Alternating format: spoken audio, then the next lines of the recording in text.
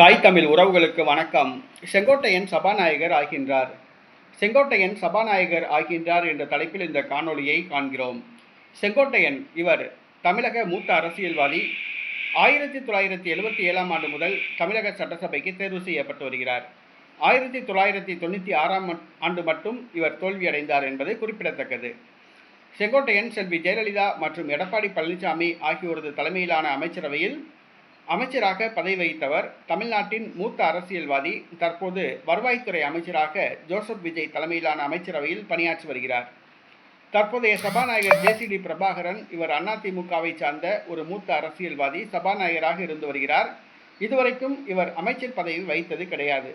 வயது வேறு அதிகமாகிவிட்டது. தற்பொழுது ஜேசிடி பிரபாகரன் தனக்கு அமைச்சர் பதவி வேண்டும் என்று கேட்டு வருகிறார்.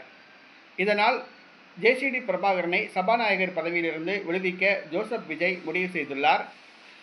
சட்டசபையில் மூத்த உறுப்பினரான செங்கோட்டையனை சபாநாயகராக்க திட்டமிட்டுள்ளார் ஜோசப் விஜய்.